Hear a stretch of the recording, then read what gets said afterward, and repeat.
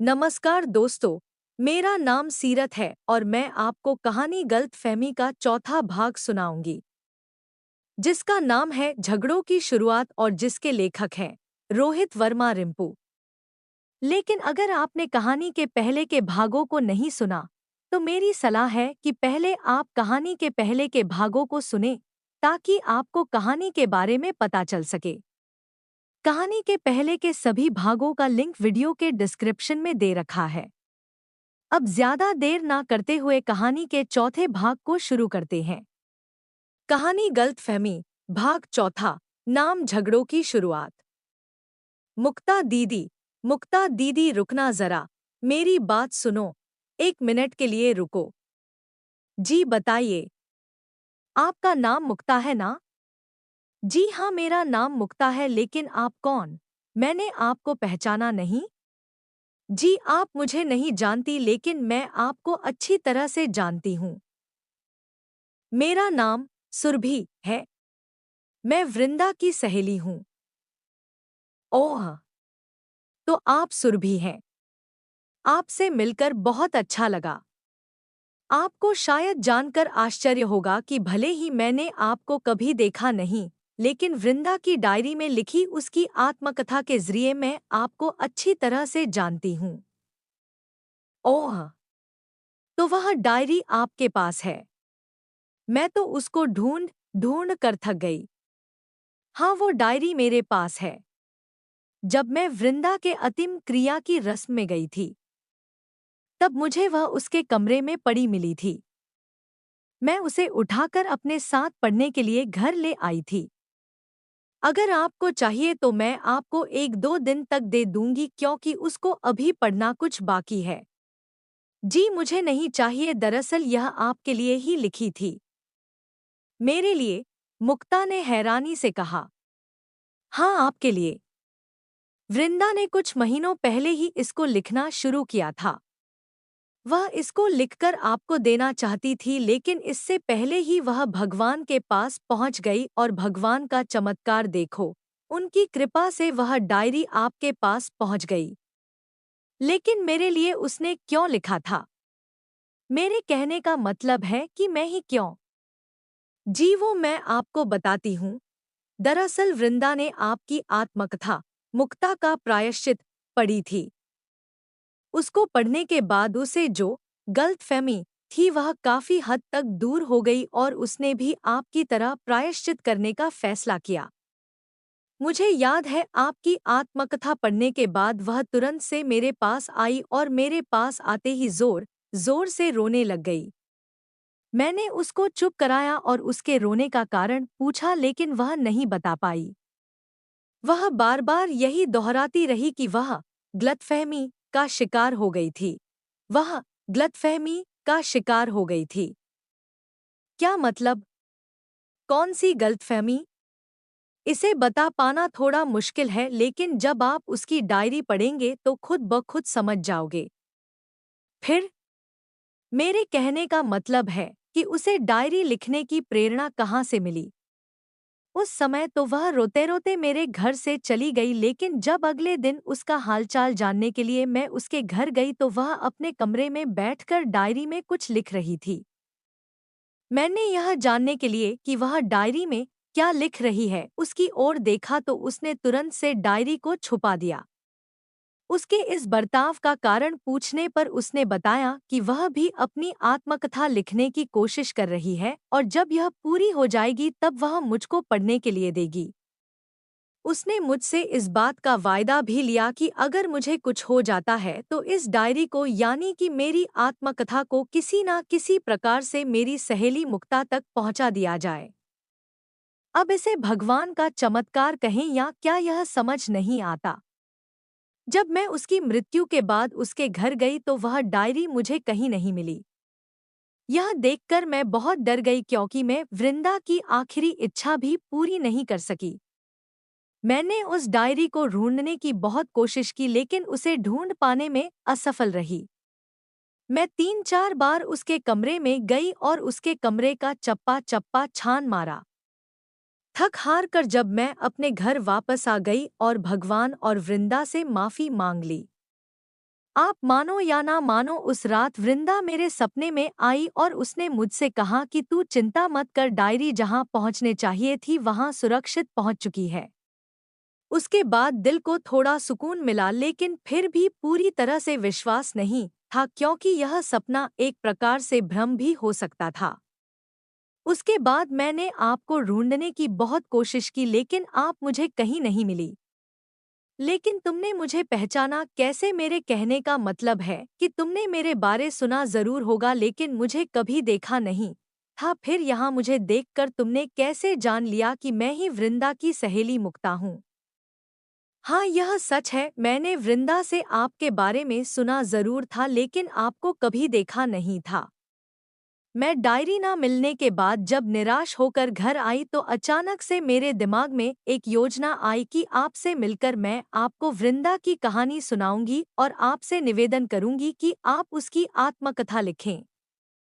इसलिए मैं दोबारा वृंदा के कमरे में गई और उसकी पुरानी तस्वीरें देखने लग गई। उसकी स्कूल की एक तस्वीर में आपकी तस्वीर थी और आपकी तस्वीर से मैंने अंदाजा लगाया कि आप ही मुक्ता दीदी हो। अच्छा दीदी जी, एक बात तो बताओ। हाँ पूछो। मेरी मुलाकात उससे कॉलेज में हुई थी, लेकिन आप तो उसे बचपन से जानती हो। एक बात बताओ, बचपन में वह कैसी थी? बचपन में वह शरारती, चुलबुली और बहुत ही होनहार थी। उसे हर किसी की नकल उतारने का बहुत शौक था। वह बड़े से बड़े फिल्मी अभिनेता की नकल झट से उतार लेती थी। वह अपने पिता की बहुत लाडली थी, जिस वजह कुछ जिद्दी भी थी। वह बहुत ही खूबसूरत थी, इतनी खूबसूरत कि उसकी खूबसूरती के चर्चे दूर दूर तक मशहूर थे।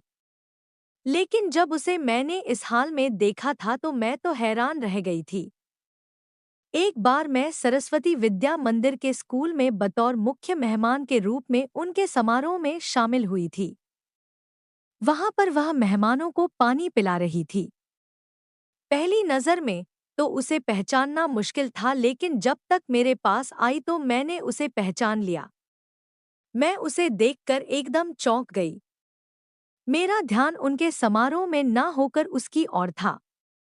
मैं उससे बात करना चाहती थी, लेकिन मुझे मौका नहीं मिला। समारोह खत्म होने के बाद मैं अपने घर में वापस आ गई, लेकिन अगले ही दिन मैं स्कूल उससे मिलने के लिए चली गई। वहाँ की मुख्य अध्यापिका, जो कि मेरी सहेली थी, उससे उसके बारे में पूछा तो उसने बताया कि यह औरत हमारे पास बहुत ही दयनीय स्थिति में आई थी। इसके पास ना खाने के लिए रोटी थी और ना ही पहनने के लिए ढंग के कपड़े थे। यह बेसहारा थी। इसके अनुसार इसके ससुराल वालों ने इस पर दहेज ना देने की वजह से इसे घर से निकाल दिया और फिर मायके में रहने लगी। मायके में भी इसके भाइयों ने इसे घर से निकाल दिया और अब यह बेसहारा थी। अब हम उसे अपने स्कूल में रहने के लिए एक कमरा देकर और स्कूल में ही नौकरी देकर इसका गुजर-बसर करने में सहायता कर रहे हैं। उसके बाद मैं वृंदा से मिलने के लिए इसके कमरे में गई। कमरे की हालत देखकर मुझे रोना आने लगा, क्योंकि मैंने कभी सपने में भी नहीं सोचा था कभी वृंदा को इस हाल में भी देखूंगी। वृंदा ने मेरी ओर देखा और मुझे पहचान लिया। वह मेरे गले लगकर जोर जोर से रोने लग गई। उस दिन हम दोनों काफी देर तक बैठे बातें करते रहे।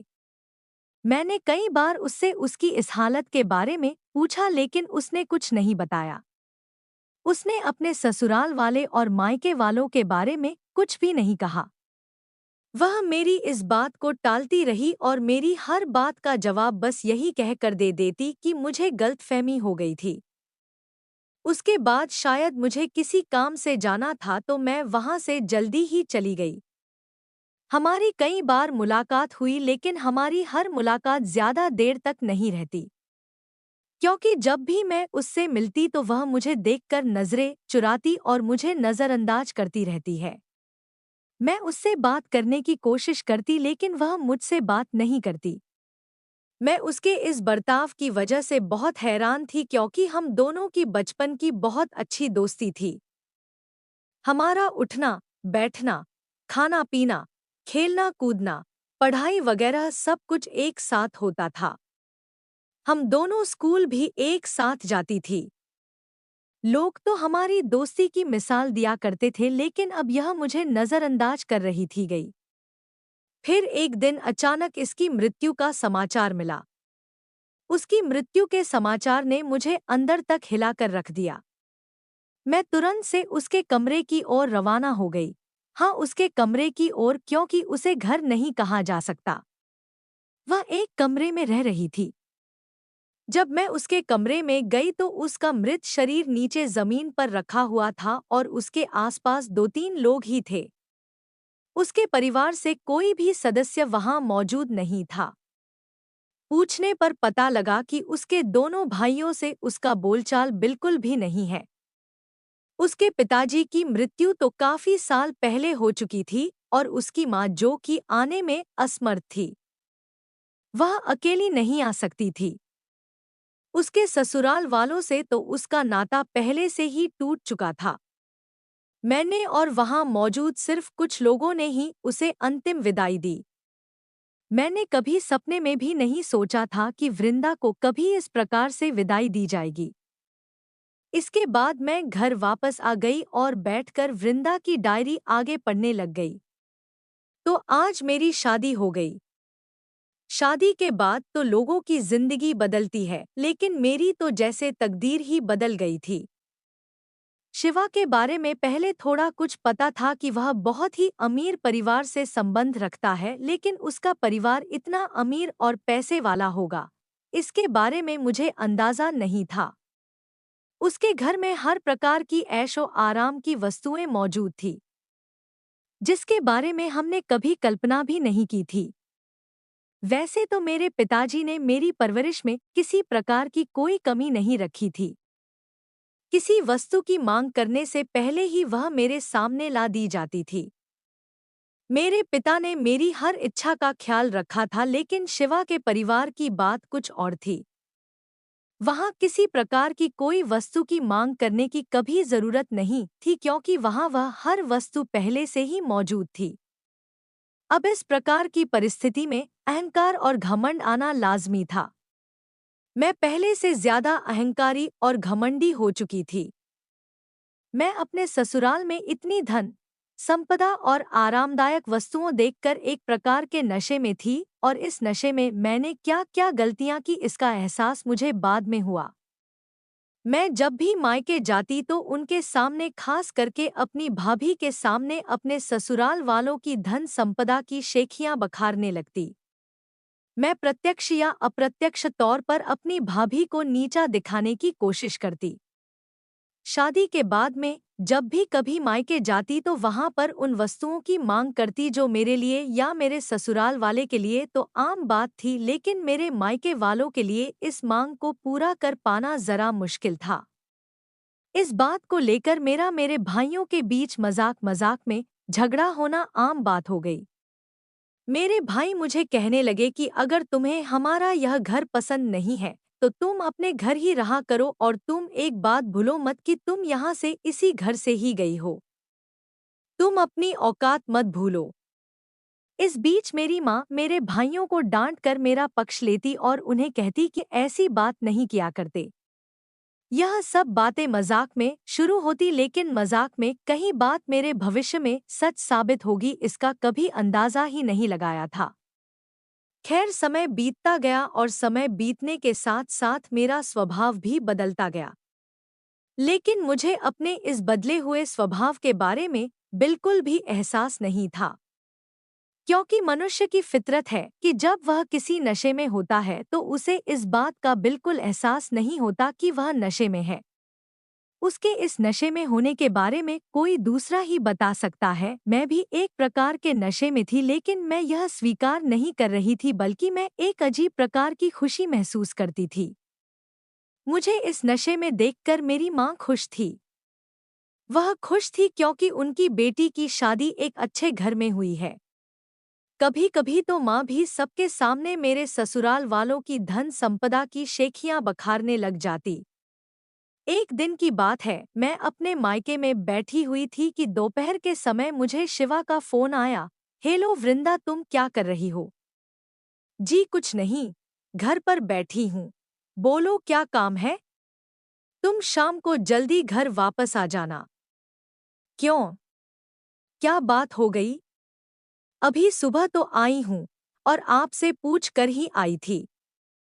आप ही ने कहा था कि मैं तुमको रात को लेने आऊंगा, लेकिन यह अचानक से क्या हो गया? घबराओ नहीं, ऐसी कोई बात नहीं है। मेरा एक दोस्त है, उसकी नई नई शादी हुई है, तो मैंने और उसने एक होटल में खाना खाने का प्रोग्राम बनाया है, इसलिए मैं तुमसे कह रहा हूँ कि तुम शाम को जल्दी आ जाना।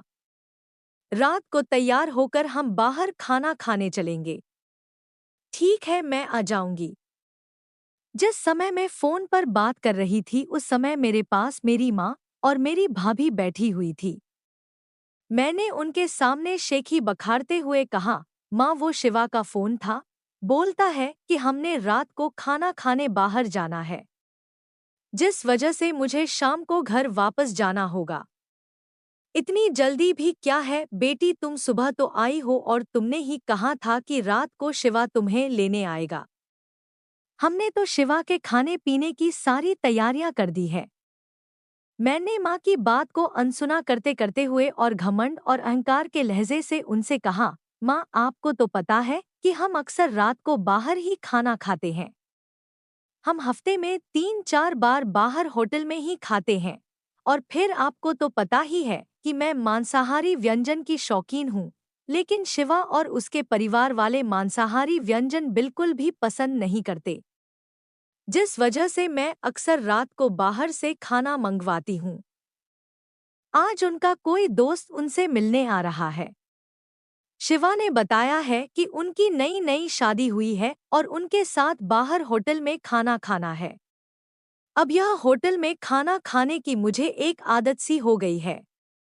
देखा मेरी बेटी के ससुराल वाले कैसे हैं, और फिर मेरा दामाद शिवा कितना अच्छा है। उसने तो मेरी बेटी को किसी प्रकार की कोई भी कमी नहीं रहने दी है। माँ ने भाभी की ओर देखकर उन्हें नीचा दिखाने के लहजे से कहा। लेकिन मेरी भाभी भी कुछ कम नहीं थी, उसने धीरे से मेरी माँ को कहा, माँ यह तो अपनी अपनी किस्मत है, इसमें किसी को कुछ नहीं कह सकते। मैं भी तो अपने ससुराल में हूँ और मेरी किस्मत के बारे में तो आपको पता ही है। यह कहकर भाभी वहां से उठकर चली गई और मैं और माँ एक दूसरे का मुंह ताकते रह गए। माँ को भाभी से ऐसा नहीं कहना चाहिए था। यह उनकी गलती थी और उनको अपनी इस गलती का खामियाजा भविष्य में भुगतना पड़ा। शाम को तयशुदा समय पर शिवा मुझे लेने के लिए आ गया और फिर रात को तैयार होकर हम दोनों होटल में पहुंच गए। हम दोनों एक जगह पर बैठ गए और शिवा के दोस्त का इंतजार करने लग गए। बहुत समय हो गया है, आपका वह दोस्त अभी तक आया क्यों नहीं? कौन है वह? क्या मैं उसे जानती हूँ? मैंने वहां बैठे इंतजार करते हुए शिवा से पूछा। नहीं, तुम उसे नहीं जानती, वह मेरे बचपन का दोस्त है, लेकिन बचपन के बाद में उसे अब मिल रहा हूँ। बचपन के बाद तुम आज उससे मिल रहे हो? यह क्या बात हुई? मैं कुछ समझी नहीं। क्या वह किसी और शहर में रहता है? नहीं, वह हमारे ही शहर में रहता है। दरअसल बचपन में हम दोनों इकट्ठे पढ़ते थे और फिर वह किसी दूसरे स्कूल में ही चला गया। उसके बाद हम दोनों का मिलना जुलना कम हो गया। अभी कुछ ही साल हुए हैं, हम दोनों की मुलाकात फेसबुक के जरिए हुई थी। फेसबुक पर ही हमने बातें की, उसके बाद हम दोनों ने एक दूसरे को फोन किया। फोन पर बातें करके हमने अपनी बचपन की यादें ताज़ा की। आज सुबह जब उससे बात की तो उसने मुझे मिलने के लिए कहा। मैंने भी उससे मिलने की इच्छा जताई और फिर हमने आज रात को बाहर खाना खाने का कार्यक्रम बना लिया। हम दोनों बातें ही कर रहे थे कि तभी एक नवविवाहित जोड़ा हमारे सामने से आ गया। वह शिवा का दोस्त और उसकी पत्नी थी। शिवा तुरंत उठा और उसने अपने दोस्त को गले लगा लिया।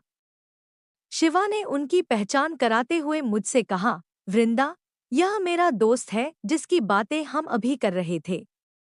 इसका नाम आशु है और हम दोनों बचपन से लेकर 8वीं कक्षा तक इकट्ठा पढ़े हैं। उसके बाद हम दोनों अलग अलग स्कूल में चले गए। हम दोनों एक ही शहर में रहते हैं, लेकिन हमारी कभी मुलाकात नहीं हुई। मैंने शिवा के दोस्त आशु को नमस्कार किया और उसने अपनी पत्नी से मुझसे मिलवाते हुए कहा, भाभी जी, यह है मेरी धर्म पत्नी ईशा। और इससे पहले कि हम सब बातें वगैरह शुरू करें, पहले हम खाने पीने के बारे में कुछ सोच लेते हैं। मेरे कहने का मतलब है कि खाने का कुछ ऑर्डर दे देते हैं। उसके बाद हम बैठकर बातें करते हैं। तुम बिल्कुल नहीं सुधारे, आते ही खाने पर टूट पड़े हो। बचपन में भी ऐसा ही करता था। स्कूल में घर से लाया हुआ खाना पहले अपना खत्म कर लेता था, उसके बाद हम सब दोस्तों का खाना छीनने लग जाता था। शिवा ने कहा। शिवा यार, बचपन की याद मत दिलाओ। वह बहुत ही अच्छे दिन थे। वह दिन दोबारा कभी नहीं आ सकते।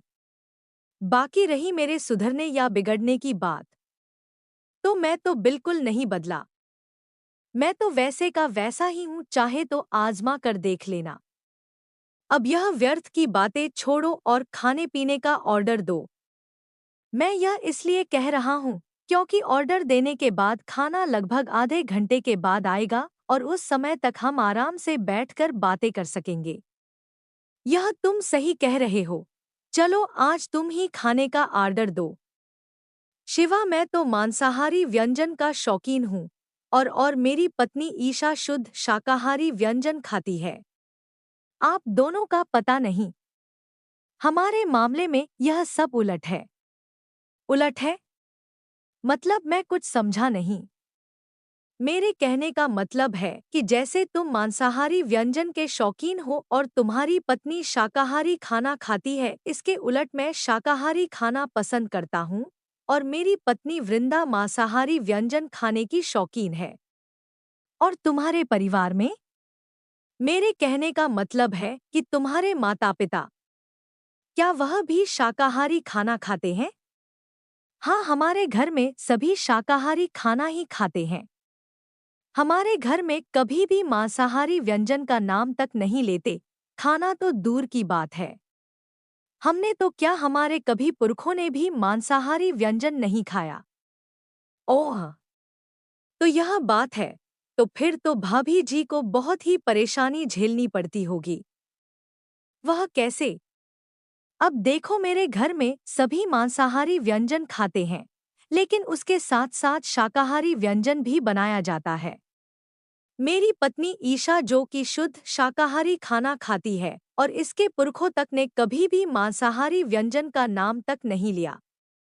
यह हमारे घर में शाकाहारी व्यंजन खा लेती है, लेकिन इसके उलट आपके घर में तो कभी भी मांसाहारी व्यंजन नहीं बना, तो फिर भाभी जी को तो दिक्कत होती होगी। यह तो कभी कभार ही मांसाहारी व्यंजन खाती होंगी। भाभी जी, क्या आपके मायके में सभी मांसाहारी व्यंजन खाते हैं? हाँ, मेरे घर में मांसाहारी व्यंजन बनना आम बात है। मेरे 2 भाई हैं और वह दोनों ही मांसाहारी व्यंजन बड़े चाव से खाते हैं। हमारे घर में तो हर रोज बनाया जाता है। मैं तो बचपन से खा रही हूँ। मुझे तो कोई दिक्कत परेशानी वाली बात नहीं होती। हाँ, जब शिवा हमारे घर में आते हैं तो इनके लिए रात को खास तौर पर शाकाहारी व्यंजन बनाया जाता है। और मज़े की बात यह है कि मेरे भाइयों को ना चाहते हुए भी शिवा के साथ बैठकर शाकाहारी व्यंजन खाना पड़ता है। यानी कि आप ससुराल में भी मांसाहारी व्यंजन नहीं खाती और मायके में भी नहीं खा सकती, क्योंकि जब तक आप ससुराल में रहती हैं तो वहाँ तो कभी बनता नहीं, और जब आप मायके में जाती हैं तो शिवा के कारण आपके घर में मांसाहारी व्यंजन बनाया नहीं जाता। यार, यह तुम लोग किस मुद्दे को लेकर बैठ गए हो? कुछ और बात करो। हम इंसान हैं और इंसान मांस वगैरह नहीं खा सकते। यह खाना राक्षस का काम है। शिवा, तुम गलत बात कर रहे हो। ऐसा नहीं है। क्या ऐसा नहीं है? तुम्हारे कहने के अनुसार जो मांस खाते हैं वह राक्षस होते हैं, वह इंसान नहीं होते। तो क्या हम लोग राक्षस हैं? इस पृथ्वी पर 3 तरह के जानवर पाए जाते हैं, जो कि 3 प्रकार का आहार ग्रहण करते हैं। एक होते हैं शाकाहारी, जो बिल्कुल मांस नहीं खाते, जो घास फूस खाकर अपना पेट भरते हैं, जैसे गाय, बकरी, हाथी आदि। उनके अंदरूनी शरीर की बनावट घास फूस खाने के अनुकूल बनी होती है और उनके दांत भी चपटे होते हैं। दूसरे आते हैं मांसाहारी, जो सिर्फ मांस खाकर अपना पेट भरते हैं, जैसे कि शेर, चीता, बाघ आदि। उनके शरीर और दांतों की बनावट मांस खाने के अनुकूल बनी होती है। तीसरे आते हैं सर्वाहारी, जो हर प्रकार का आहार ग्रहण कर लेते हैं। उनके शरीर की बनावट भी उसी प्रकार की होती है। इसमें हम इंसान भी आते हैं। हमारे शरीर के अंदरूनी अंगों की बनावट और हमारे दांतों की बनावट इस प्रकार की बनी होती है कि हम हर प्रकार का आहार ग्रहण कर सकते हैं। यह सब कुदरती तौर पर होता है। कुदरत ने ही हर प्रकार के जीव पैदा किया है। अगर वह मांसाहारी जीवों को पैदा करना बंद कर दे तो इस संसार में शाकाहारी जीवों की भरमार हो जाएगी। हर तरफ मरे हुए जीव होंगे और उन्हें खाने वाला कोई नहीं होगा। तुम सोच भी नहीं सकते कि इसका नतीजा क्या होगा। उन मरे हुए जीवों से कई प्रकार की बीमारियां पैदा होगी। दूसरी तरफ अगर सब और मांसाहारी जीव हो, शाकाहारी बिल्कुल ना हो, तो वनस्पति, पेड़ पौधों की भरमार हो जाएगी और मांसाहारी जीव अपना पेट भरने के लिए एक दूसरे के खून के प्यासे हो जाएंगे। यह कुदरत का बनाया हुआ बहुत प्यारा संतुलन है और हम भी उसी संतुलन का हिस्सा है। मुझे माफ कर दो, मेरे कहने का यह मतलब नहीं था। हम सब काफी देर तक चुप रहे। फिर कुछ देर के बाद शिवा के दोस्त आशु ने कहा, यार तुम सभी तो मेरी बात पर गंभीर हो गए हो। मेरे कहने का भी यह मतलब नहीं था। चलो छोड़ो यह सब बातें, हम खाना खाते हैं। फिर आशु ने खाना मंगवाया। खाने में शाकाहारी और मांसाहारी दोनों प्रकार के व्यंजन थे। मांसाहारी व्यंजन मैंने और आशु ने खाया और शाकाहारी व्यंजन शिवा और आशु की पत्नी ईशा ने खाया। फिर काफी देर बातें वगैरह करने के बाद हम घर वापस आ गए। घर वापस आते समय मेरे दिमाग में आशु की बातें घूम रही थी। मुझे उसकी बातें काफी अच्छी लग रही थी क्योंकि वह और प्रत्यक्ष तौर पर मेरे मतलब की ही बातें कर रहा था। शिवा के घर में मैं शाकाहारी खाना खा खा कर थक गई थी। अपने मायके में मैं मांसाहारी खाने की शौकीन थी, लेकिन शिवा के घर में ना चाहते हुए भी मुझे शाकाहारी खाना खाना पड़ रहा था। मैंने मन ही मन ठान लिया कि शिवा को मैं मांसाहारी खाना खाने की आदत डाल दूंगी, क्योंकि अगर उसने खाना शुरू कर दिया तो मेरा आगे का जीवन अच्छे से गुजर जाएगा। मैं आगे का जीवन यूं घास फूस खा कर गुजारा नहीं कर सकती थी। मैंने शिवा से बात करना शुरू किया। सुनो, मैं आपसे एक बात कहना चाहती हूँ, अगर आप गुस्सा ना करें तो। यह क्या बात हुई? कहो जो भी कहना है। क्या मैंने तुम्हारे किसी भी बात का कभी गुस्सा किया है? आपको आपके दोस्त आशु की बातें कैसे लगी? कौन सी बातें?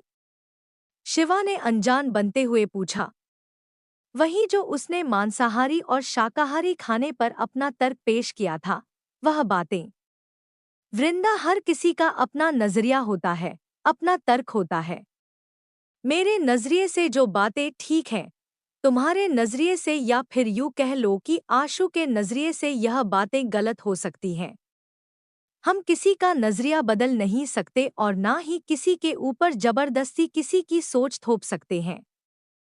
तो क्या तुम यह मानते हो ना कि हर किसी को अपना नजरिया या अपने तरीके से जीने का हक है? हाँ बिल्कुल। यानी अपनी पसंद का खाना खाने का भी हक है। वृंदा, तुम जो कहना चाह रही हो मैं उससे भलीभांति परिचित हूँ, लेकिन ऐसा नहीं हो सकता है।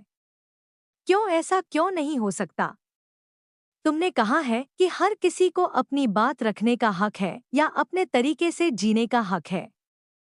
अब तुम अपनी बात से ही मुंह फेर रहे हो। मैं तो अपनी बात रख रही हूँ और ना कि अपने तरीके से जीने की बात कह रही हूँ। मुझे जैसा तुम रखोगे मैं वैसा ही रह लूंगा। हाँ, लेकिन खाना तो मैं अपनी मर्जी का खा सकती हूँ ना। तुम्हें जो खाना है वह खाओ। मैं तुम्हें मना नहीं करूंगा, लेकिन तुम मुझे जबरदस्ती ऐसा वैसा कुछ खाने के लिए मजबूर मत करना। तुम गलत समझ रहे हो। मैंने तुम्हें कब कहा कि मैं तुमसे जबरदस्ती वह खाना खाने के लिए कहूंगी। हम बातें करते करते घर वापस आ गए। घर वापस आकर मैं खुश थी, क्योंकि मुझे अब घर में ही मांसाहारी खाना, या यूं कह लो कि मेरी मर्जी का खाना खाने को मिलेगा। मैं अब अपनी मर्जी का खाना खा सकती थी। आगे की कहानी जानने को लिए बने रहिए हमारे साथ, और साथ ही आप हमारे चैनल को सब्सक्राइब करके घंटीन वाले बटन को दबा दें, ताकि कहानी का अगला भाग पब्लिश होते ही इसकी नोटिफिकेशन सबसे पहले आपको मिल सके। कहानी के प्रति आपके सुझाव हमारे लिए बहुमूल्य हैं। कृपया कमेंट करके हमें अपने सुझाव जरूर दें। धन्यवाद। मेरा नाम है सीरत, और मिलते हैं कहानी के अगले भाग में। तब तक के लिए आप मुझे इजाजत दें। धन्यवाद एक बार फिर से।